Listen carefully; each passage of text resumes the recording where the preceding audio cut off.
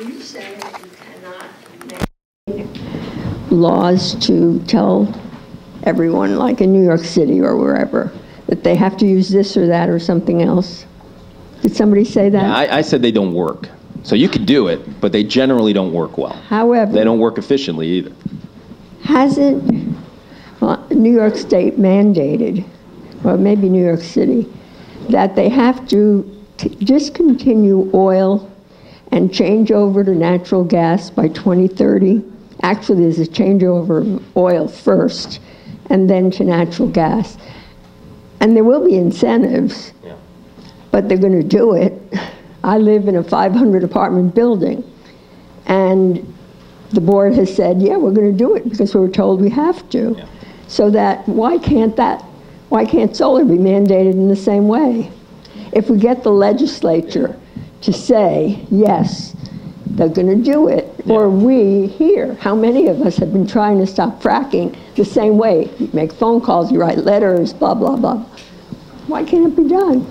Yeah, well, I mean, I didn't say it can't be done. It can totally be done. It's just that it takes a long time. Often these mandates never reach their goals. So it's just looking at historically what has happened. And, you know, it's obviously just my opinion, but what I see and what I've seen over the years and being involved in the industry is that, you know, there's a really good way to get this incentivized. It's working everywhere else. 40 nations. It's not just the United States that you know, in the U.S., Gainesville, Florida has a feed-in tariff. Ontario has a feed-in tariff. Vermont has a little bit of a feed-in tariff. California, parts of it are dabbling with feed-in tariffs. Indiana, this is not something that's impossible. You often be told it's politically impossible. So I'm in the perspective of just the knowledge I know, what I have seen be successful, and it isn't mandates, and it isn't grants, and it isn't SRECs. It's been feed-in tariffs.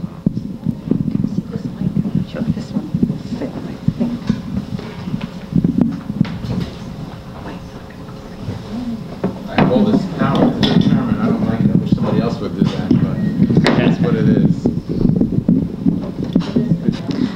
Because I have no internet, so I have no internet because I try to save energy. So I went to the bookshop and I look, what is it really that I have to know about solar energy to have the whole picture? And I see in the books, I see the developed countries, they have all these big power plants, are trying to have the whole roof, if possible, full of solar panels.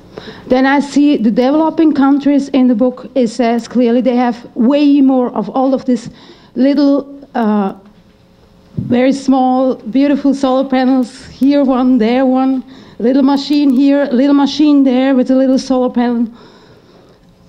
Why don't we have that? We could save so much of energy. We wouldn't need all these big ones. And I've seen this wonderful thing I'm dreaming of since about 8 years. I'm still scared to say it. They call it tuk-tuk. It's that very nice, it's not a pedicab, but it's almost like a pedicab with this beautiful solar thing on top. It's like the perfect city car here for New York City. I don't know what is the problem. What is the problem? Yes, what is the problem is my question. Why is it not here? Do we think it's not good enough, a small one? Okay. Actually, if you are a driver in New York, you will see exactly these single panels on the road. They light up signs. And in New Jersey, as a matter of fact, I think there are companies, I think one of them got a contract to put these solar panels up on electric poles. So it is happening here. When you see those little single panels in Africa, which provide the electricity to drive a water pump, well, we have the water coming from a central station. They don't have that. They are finally getting something like that. But these things are happening here. There is such a thing as portable. No, we need to give other people a chance. I don't want to be misunderstood. I mean, I want to go in a shop and buy it. Okay, but we want to give everyone a chance to ask a question. We don't want to have one person ask a lot of questions. I would have liked her to answer this question, to be honest, because I think she was interested in this question, no? Oh, I think, I mean, sorry. The points that have been being made are really that the market and the regulatory and the legislative structure right now favor large-scale solutions, and we need to change that by changing the decision-making mechanisms and the level at which those decisions are being made, or implement great state-level policy that favors smaller response in an economic way. For my money, it all comes down to money.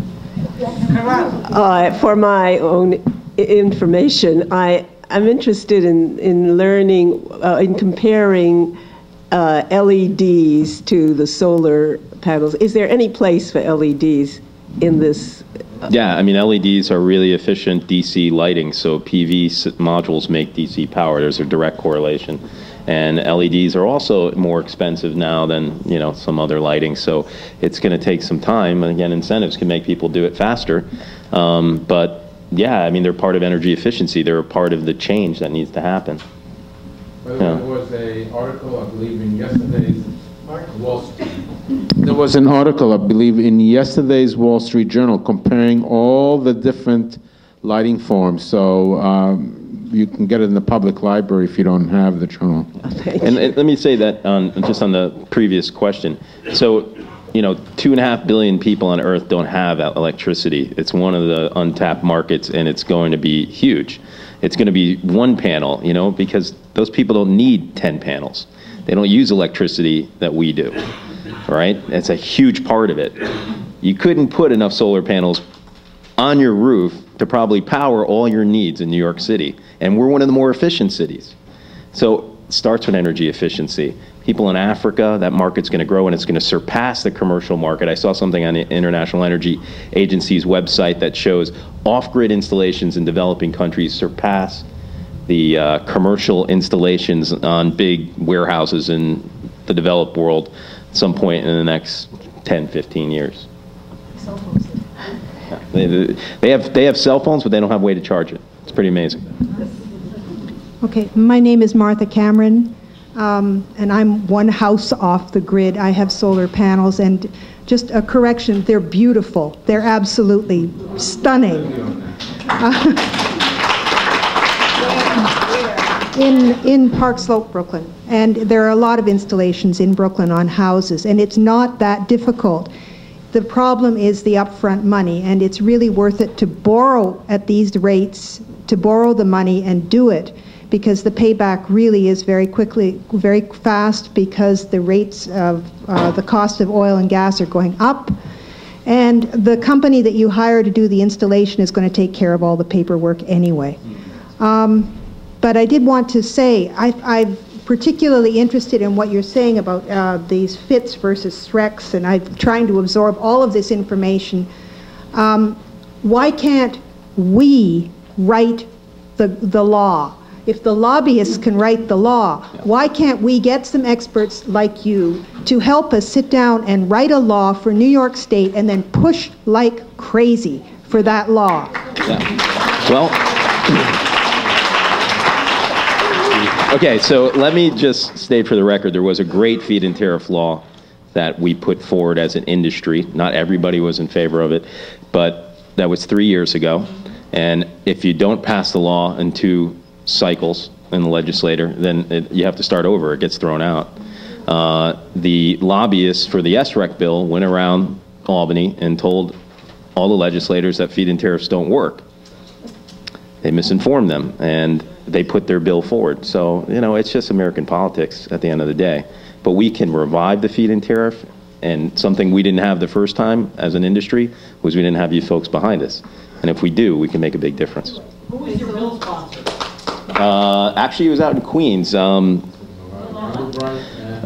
Well, no, it was the son of the previous, yeah, Hevesy had the bill out, exactly.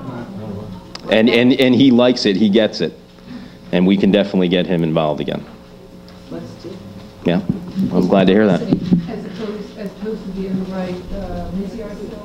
Right, well, the Engelbright Maciar's bill is also, it's a better bill than what's there, but, you know, I really think we got to start from scratch, and it might sound crazy, and it might sound like a waste of time, but if we give it another year, we could get good policy for the next 20 years rather than accept what's going to happen and be stuck with it for 20 years, you know?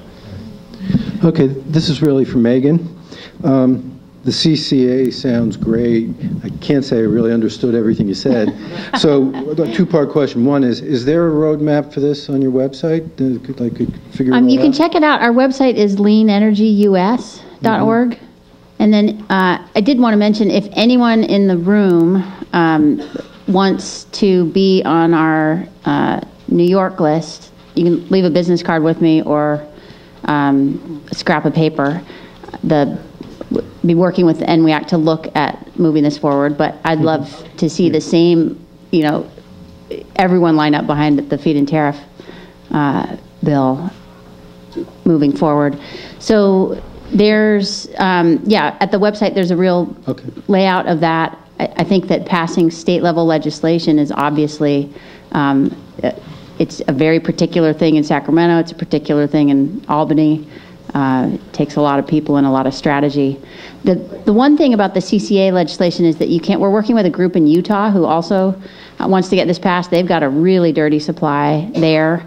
And it's a long-time statewide anti-nuclear group, but they're really savvy, and they're talking about getting a Republican to pass it at the state level just for consumer competitive strength in the market, but then at the local level, at the Park City level, go completely green with it. So it's a very flexible model and can pass under a flexible umbrella and go green at the regional level.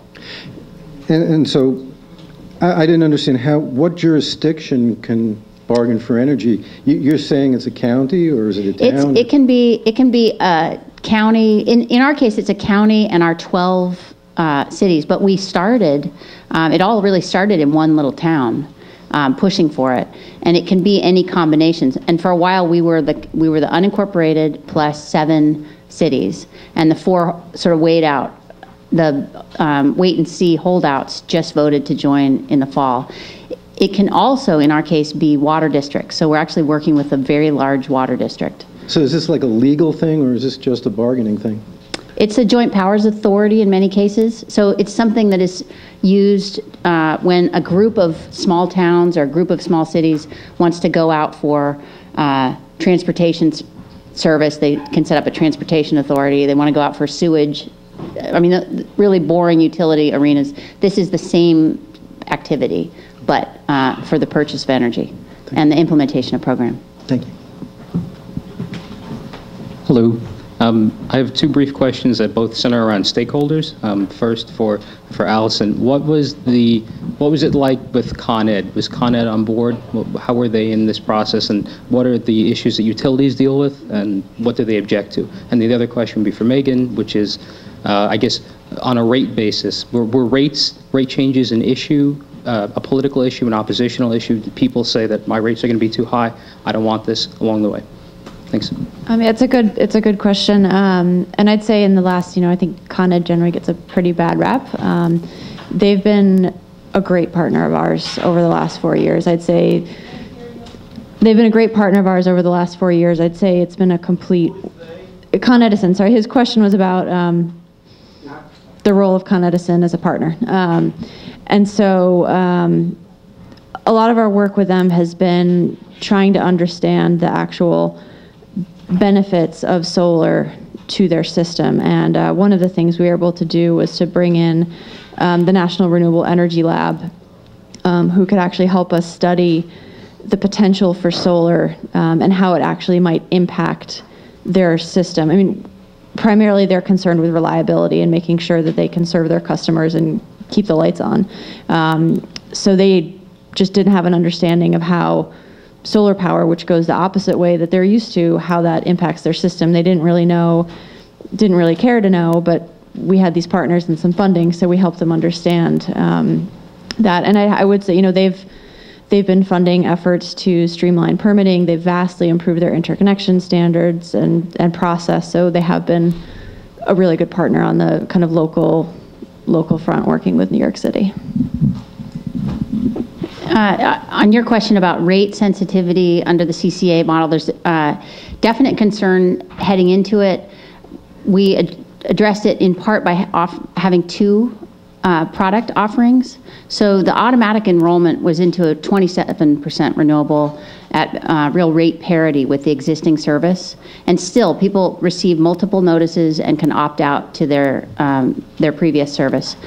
The 100% renewable product is for another penny a kilowatt hour and averaged, really depending on usage, $5 to $15 additional a month. So we've had about 7% participation up into that 100% renewable. San Francisco is supposed to come out in July with an offering. They're going to go all 100% renewable. The rates are going to come out higher than PG&E's, and it's really going to be telling to see what impact that has on the number of people leaving the program.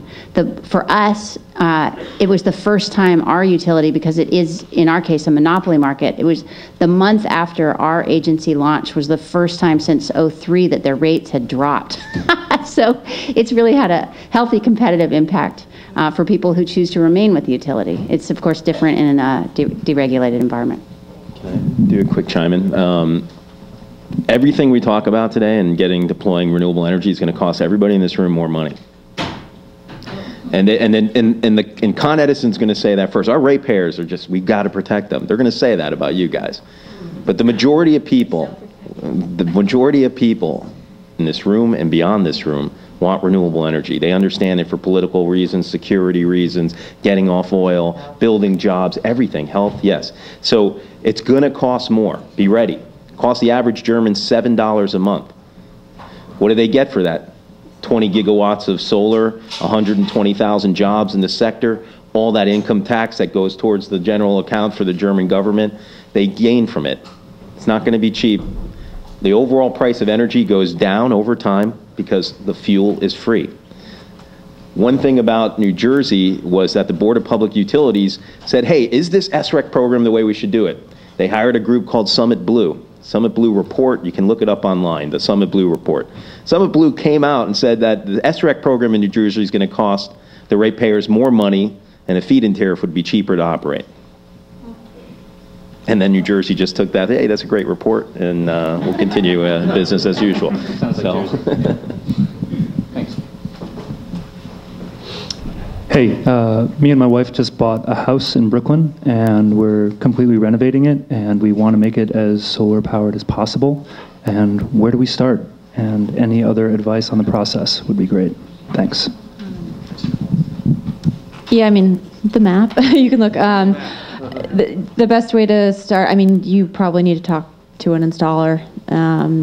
Look at, I'm assuming if you're doing renovations, start with efficiency, make sure you're doing everything you can do to lower that load so that solar is powering as much of your house as possible. NYSERDA has a list of installers who are certified to receive their incentive program, so that's on their website. Yep, think about solar thermal. And our website, nycsolarcity.com, we have some resources for kind of the process and how it works. We also have some staff on hand if you want to ask personal kind of questions about the process and how that works.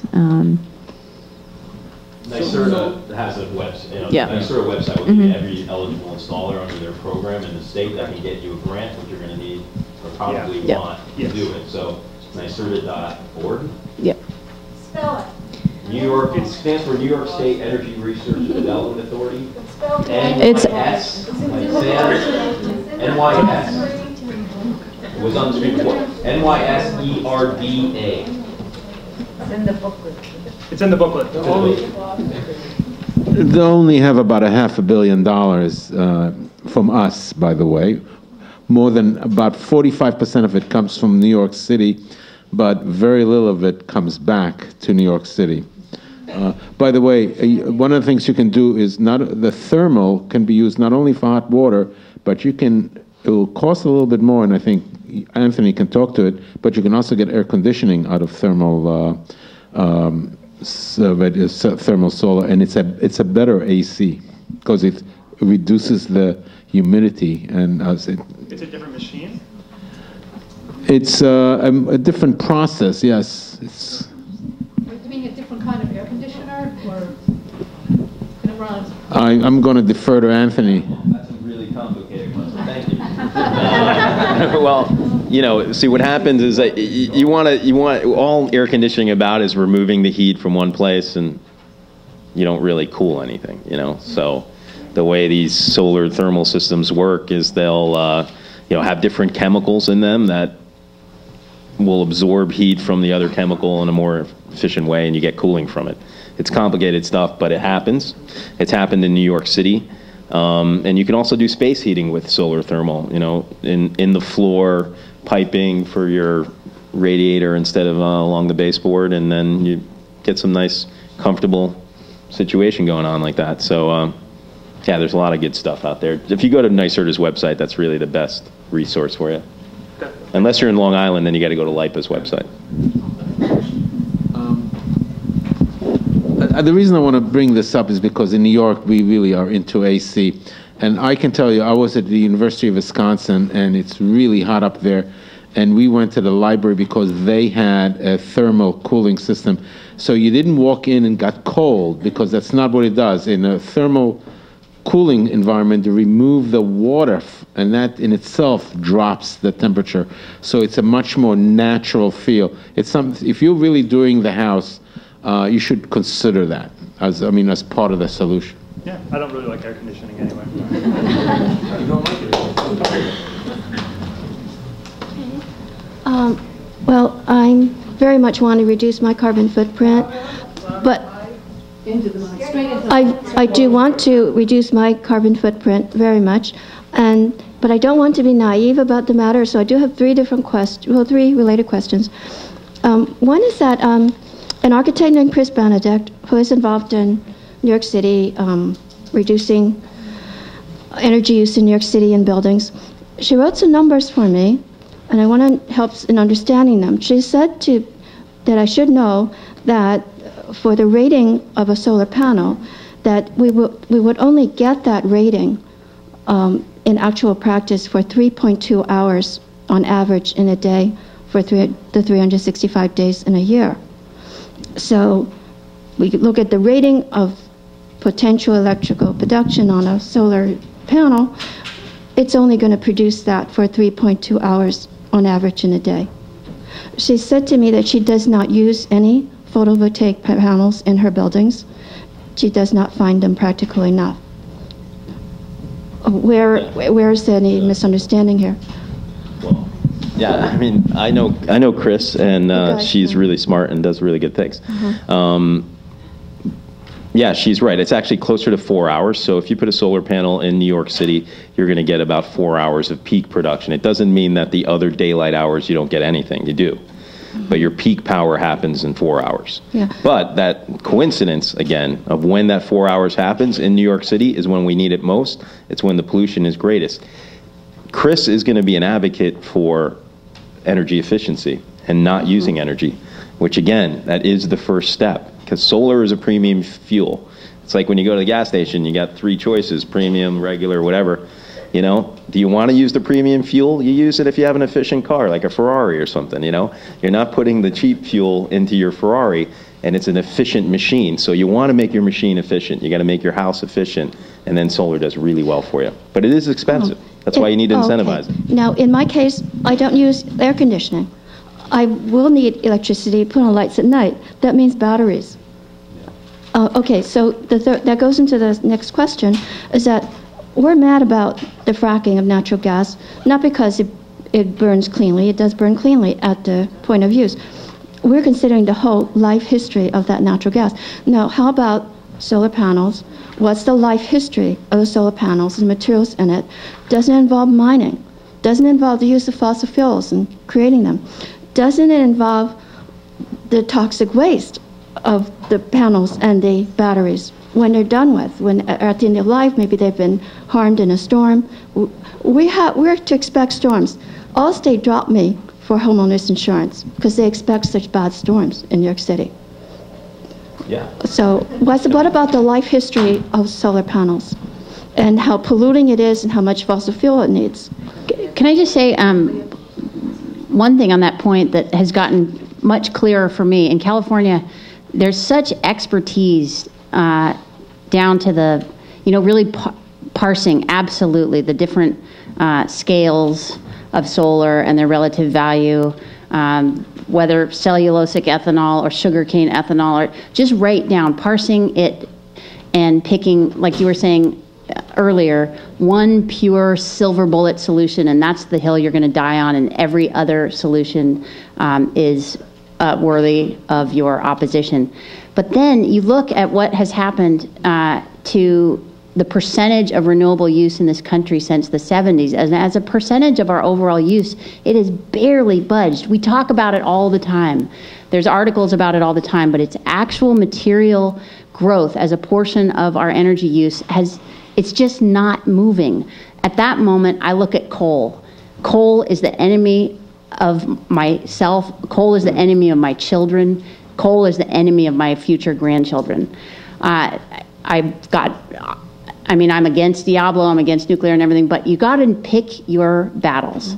And we have to oppose, and I'm like that on large scale. I want solar on every rooftop. I want the most efficient buildings conceivable, but I'm not going to go out and protest a large-scale solar. I'll take renewable any way, shape, or form, any size, anywhere, just about, because we're up against it right now.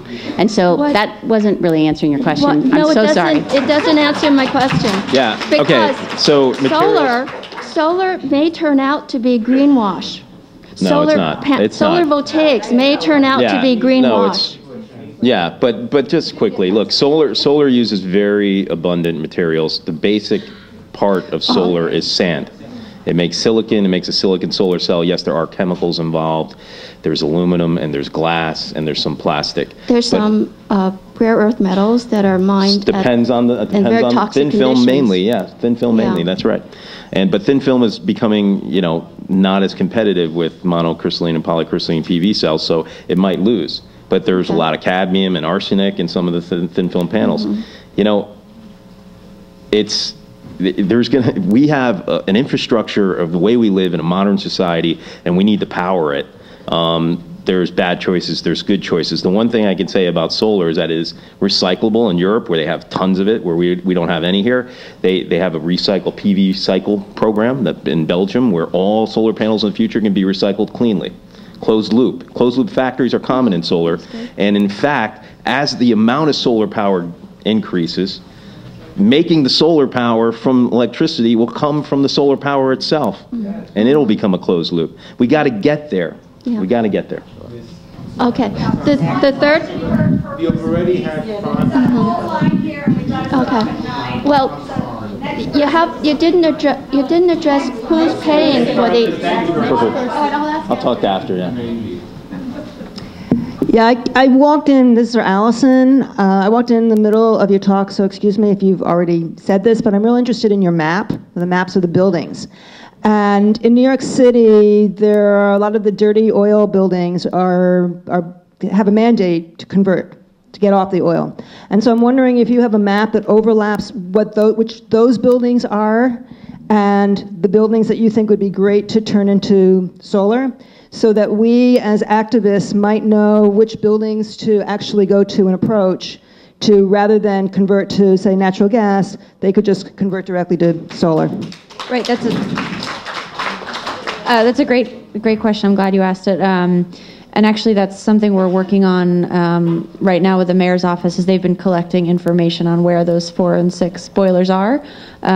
So we do have that information. We're working on how to get that onto the map. And also working to crunch those numbers. If you need to replace your boiler anyway, where does it make sense to put in solar thermal? A lot of the dollars and cents wise, natural gas is still just that straight conversion economically makes more sense.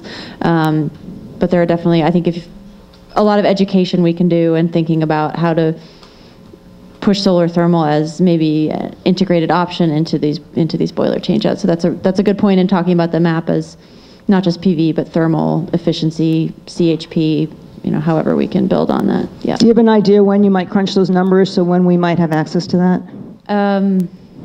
Target dates. I'd say in the next 3 months we'll have it up. Great. Thanks. Hi.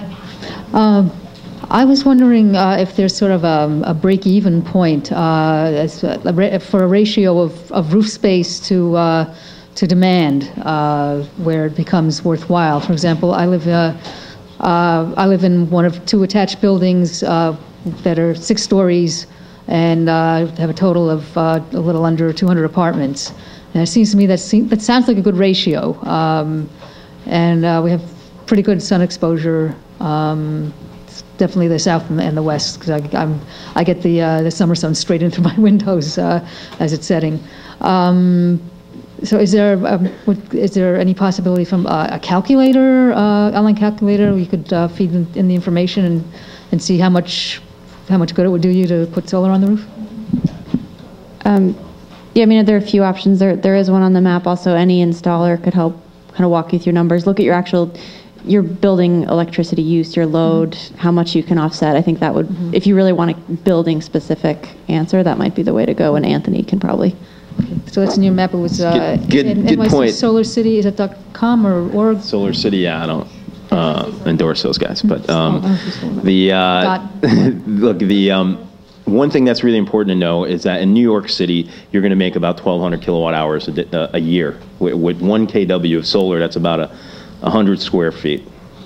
Okay? I'm not sure. You're going to make that much a year? You're going to make with 100 square feet of solar in New York City, your annual production is probably going to fall in the range, depending on tilt and shade and all these other things, around 1,200 kilowatt hours. So the question for the crowd, because I meet lots of people that want to do solar, nobody ever looks at their Con Edison bill.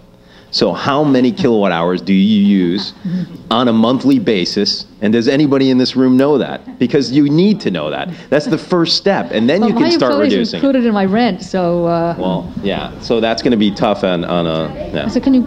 Nice. No, but it's really important to understand. Like Con Ed, like your cell phone bill, will be really complicated. They don't want you to understand it. But you need to start to absorb it and understand what you're doing and what you're using, because that way you can reduce it, and then you can size up solar properly. But if you're not paying an electric bill, it's going to be hard to do solar. So you got to be a ratepayer to get the grants. You got to be a ratepayer to put the system in. Well, the co-op board would probably. Yeah, if the co-op board can possibly do it if they have an account with Con Ed or something. Yeah. So You said 100 square feet. What was it, 12? I don't know. 1,200 kilowatts or kilowatt hours? It's a moving target. Yeah, it's a moving target. Look, the average, I don't know. I mean, I am using, in my little apartment in Chelsea, I use about 160 kilowatt hours a month. No, it becomes more than 1,200, but pretty close. Yeah, 160 a month, yeah. So it was 100 square feet. I just want to repeat. 100 square feet was 12 kilowatt hours. 1,200 kilowatt hours a year. Thank you. Friends that are a bit conservative, and they love to point out to me that solar panels don't last forever. You have to replace them. They need maintenance. How do I answer them? I know that you kind of said something about that. It's a new technology. We don't have all those answers. Yeah, no, it lasts a real long time. One of the things about a solar cell, it'll never degrade. In 1,000 years, archaeologists will look and say, what the heck is that thing? It's a solar cell. These people are really smart. They're getting their energy from the sun, right? So solar is robust. It lasts a really long time. It degrades in production over time. But coal plants and nuclear plants need to be replaced too. They have moving parts, and they need to be replaced actually more often. And also, I live in a building that the tornado 2 years ago went over our roof. I mean, it moved large planters many, many feet and other objects to other roofs. How safe is solar if there should be a major storm or a tornado again? That's a building department thing, and any solar panel is basically going to withstand 120 mile per hour winds if it's installed properly. So there will be hurricanes that will blow solar panels away, and houses. That's inevitable. But you got to have your solar system insured for that kind of an accident, But the more solar panels we get, potentially we can reduce the effects of climate change, and we'll have less of these storms. Thank you. Very briefly, I just want to remind you all that February 19th and March 22nd are our next 2 events. We invite you all to attend. Very quickly, Alison, in a word or two, do you have a maximum potential for solar in the city and a target date for that. Megan, I know we were only supposed to have one. Megan, yes, no, with a lot of hard work. Do you see New York City being capable of doing community choice aggregate? And Anthony, very quickly, the question was already asked, can you do both solar and thermal simultaneously? And Anthony, there are a lot of talented and interested people in this room. Before you leave, if you want to get together and make a plan to write up that new bill, I bet you could get a lot of people who would want to do it. Okay, Alison. So the original goal we set with Solar America Cities in 2007 was 8.1 megawatts by 2015. 8.1 megawatts. That was based, someone just hissed me. The reason for that was the system-wide net metering cap at the time. That was the amount that we were legally allowed to net meter on the Con Ed system. That cap has since been lifted. But I think we'll get to 8.1 this year, probably, yeah. Thank you. Alison, yes, no. Can New York City do it if we choose? Yes, absolutely. I'm not understating. But we had, yes. I would love to do that. Good. Solar, thermal, both? Photovoltaic? Yeah, totally both. It's, it's going to be different for people's different kinds of usage, but it's totally possible. One general statement. The New York Independent System Operator. There's a definition in the little glossary. Handout. The New York ISO. Okay, every region. New England has an ISO. New York has its own ISO, and the ISO has a program called the Load Curtailment Program, and that works in various ways. It could be, hey, shut off your refrigerator or air conditioning to a big office, or like food distributor. For an hour, because we need this to happen, and they sort of, you join the program, you get paid handsomely to be part of it for all the stuff you will take away, but the majority of the folks involved with it have big diesel generators that they leave to have their building powered if there's a blackout. So they get a double bonus here, like, hey, the ISO needs our power, and when they call us, we got to turn it on. You get paid every month if you never turn it on. It's just there to prevent a blackout. You get penalized if they tell you to turn it on and you can't. And we're talking about tens of thousands of dollars. All of that money goes to reduce the peak demand. And if you remember what I said earlier, the peak demand in New York City can be reduced by solar really well. We have a guy up in SUNY Albany, New York, Dr. Richard Perez. He's a leading analyst in the world, scientists on this stuff, and we're lucky to have him. And he saw that if the New York ISO would allow solar to get the money that the diesel guys get, we could put 900 megawatts in the 5 boroughs and reduce the load curtailment program, reduce the cost, reduce pollution, and get a stable grid and secure grid. Thank you. And I'll help work with the bill on you, and I know there are a couple other people here who would. Thank you. Hi. My question is for Anthony. Do your customers, I mean, you run a solar business, right? So your customers, how many of your customers are usually interested in solar thermal? Because I've heard of something called a Stirling engine, which you can use with a solar thermal system to generate electricity. And I've heard that it's actually much more efficient than PV. So I was wondering if you could speak about that. Yeah. Okay. Well, that's a pretty cool technology. One of the things about solar, we didn't do it, even though we had it in the 80s, we didn't do it because there weren't standards, there weren't building department codes, and all of this stuff that needs to sort of get in place before you can really commercialize a technology, right? So what you're talking about is far from commercialization yet, and it'll take investment and policy and private sector investment to make these technologies work. We have PV right now, it's on a roll. It isn't the silver bullet. It's there's better stuff along the way. It's something we're doing now. We only do PV. We did some solar thermal in the past, but customers don't come to us for solar thermal because we just don't do it.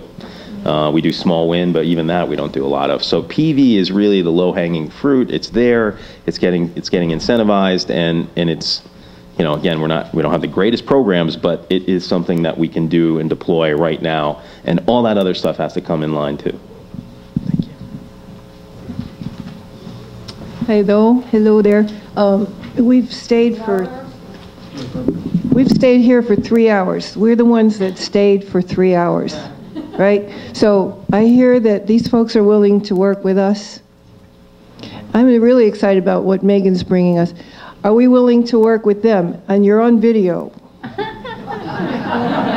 Are we willing to work with them? Make sure that you, yeah, this shouldn't end here. Make sure that you signed or printed in, and I'm just putting it out there that we keep this going, that we do community something aggregate, that we do some of these ideas and not just have another brilliant presentation. Thank you.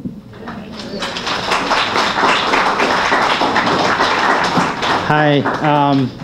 Dust and grime, does it reduce efficiency? Does dust and grime reduce efficiency of a solar panel? Yeah, it'll totally do that. But again, you know, this is where New York's better than the Southwest. The Southwest, they get no rainfall and a lot of dust. And dust. You need to clean the panels more in Arizona than you do in New York City because we get enough rain. Okay, what about hail? Would it damage it? Any solar panel that's in the market in the United States has an Underwriters Laboratory standard listing. And they do a hailstone test in order to get the module approved for consumer use. So, it doesn't mean that a huge softball-sized hail piece is going to not, you know, it's going to break your solar panel, but they use a 1-inch sphere to replicate and it's basic hail, you know. So.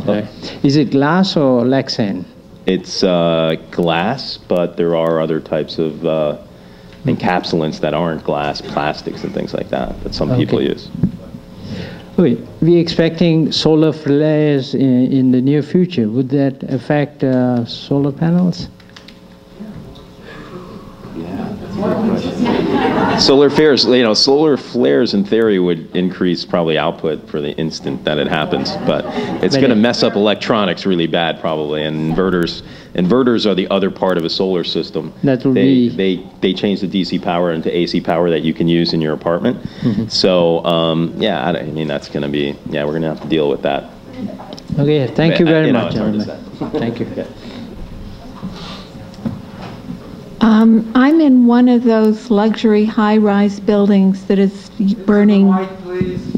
I'm in one of those luxury high-rise buildings burning number 6, and we have to get out of number 6 in the next few months. I am meeting with my board next month, wanting to put a proposal to them. What do I ask for? Well, no, it's not gonna replace the number 6 oil. Exactly. But, you know, there's not a good answer, but let's take a snapshot of Sweden. It's a small country. The people are into the environment, and it's homogeneous and not as difficult as America in many ways. But they have a goal to be off fossil fuels as a nation entirely by 2030. And the way they're doing their heating of homes and buildings and even big schools, everything, and this happens in Germany, is they use pellets. So they're using pellets that come from the forest, that come from scrap wood, and they create these pellets, and then you just fill your tank with pellets, and your furnace will burn the pellets as needed. You know, there's a hopper, and it brings in enough pellets that you can do. So pellets are a great alternative. Problem is, you probably can't get them in New York yet. That's my problem. What do I ask next month? I think you're going to go for natural gas in the short term.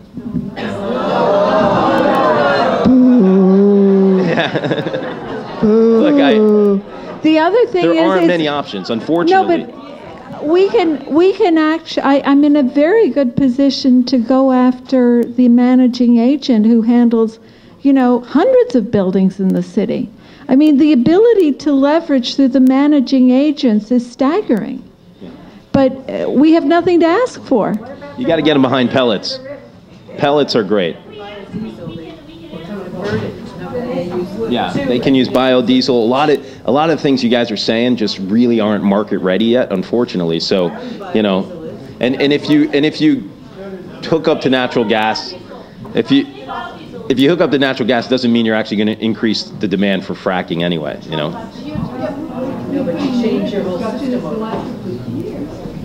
You can shut it off though too. I mean, until the alternative comes. This is another thing. It's just like solar panels. Where's the government in incentivizing the alternatives? They're not stepping up. It takes you folks to say, hey, you want me to do this, but you know, my options aren't great. I want other options. I want more options. You have to tell them that. They don't know.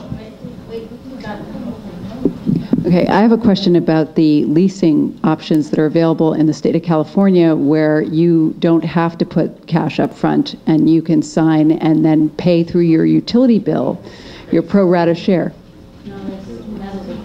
And I understand that the New Jersey and Connecticut legislation that was just passed enables that to occur in those states.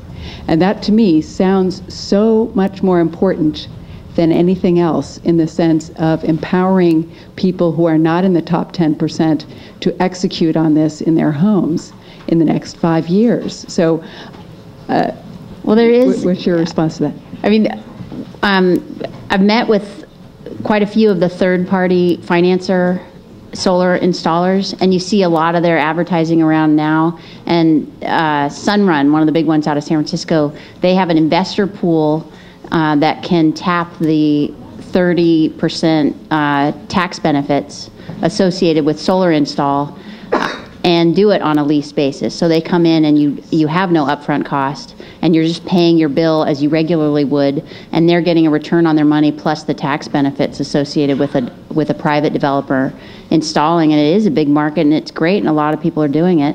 And we're hoping that our richer net metering offer further improves the economics of that model. The volatility associated with that model is, of course, variations in the appetite for that tax benefit. So if the economy is in a downturn and the kinds of entities that go out looking for tax offsets might not be there, but it's healthy right now. Right, but I believe that the legislation actually calls for you to be paying through your utility bill, and utilities have a lower cost of capital than any of these investors that are driven by tax incentives. So their bond financing cost would be 4% or lower in this interest rate environment. So a utility scheme is a much healthier scheme than what we currently have available, as I understand it. So, yeah. Well, that's, look, the programs in Connecticut and New Jersey are SREC programs. And yes, indeed, somebody will come and own it and operate it on your house, but that's the 1%, guys. Then they own all the assets. That's not what people want. We want a more democratic way of doing it where you finally own the assets yourself, and you can do that through a proper incentive program. Now, one of the other things about these SREC programs and that kind of stuff, I mean, the solar lease guys they're doing some good stuff. There's no doubt about it. But under SREC programs, utilities can't own and operate systems in their state because they're regulated. Under feed-in tariffs, generally, utilities are able to own and operate it. And it's a more openness towards that, and the proof is in the pudding that utilities really haven't jumped onto it. So again, a feed-in tariff would be a better mechanism if the utilities were to get directly involved. I just have an announcement. Hi, everybody. I'm Julie from FRAC Action. So we're talking about renewable energy and green jobs here. Well, the Democratic Governors Association is going to be meeting in the city next weekend. Governor Cuomo is going to be presiding over this event where Governor from Maryland and Vermont, Illinois, Kentucky, and Delaware are coming for this big event. And what we'll be doing at 5 o'clock on January 26th on Thursday is we need everybody to come out and demand green jobs now, renewable energy, and a ban on fracking. Governor Cuomo has, of course, not taken a good position on fracking, whereas Governor O'Malley from Maryland and Governor Markell from Delaware have definitely been taking a step back. So please come out and get this. It's going to be at Rockefeller Plaza's Top of the Rock on 49th and Rockefeller Plaza. So please come out to that. And just to also, I see a lot of familiar faces. Just if you haven't heard yet, the EPA is going to be delivering water to the residents of Dimock, Pennsylvania. All right. At 5 o'clock, we're going to gather at 5 o'clock, and we'll have a press conference at 6. So people trickle in after work. 5:30, we'll really get going. Yeah, it's just called the Top of the Rock. It's the restaurant thing. It says GE at the top. So please come out. We really need everyone there with signs. Thanks. All right, we're going to have to end this. we're going to get into big trouble with their church if we don't get out of here soon. Getting You want to do one more question? All right. You got it. You got the last question. Okay. Very quick on owning assets. I'm a homeowner, and let's say I want to install solar, but you say, for instance, that photovoltaics are sort of good enough right now. How do I know if I make this kind of investment in 5 years, it's not obsolete? It's not obsolete. And I think a lot of people are confused which technology to wait for, hold off, or actually go ahead and invest. Well, the solar panels on the market today are warranted for 20 to 25 years, so there might be better ones in the future, but you'll have the choice, just like you do with your computer, to upgrade or not. Yeah. And that didn't stop the computer industry from growing leaps and bounds, and we can't let that stop solar. Okay, keep your booklet, because in there is where our next two events are. We're going to continue these items. We're going to talk about wind. We're going to talk about tidal.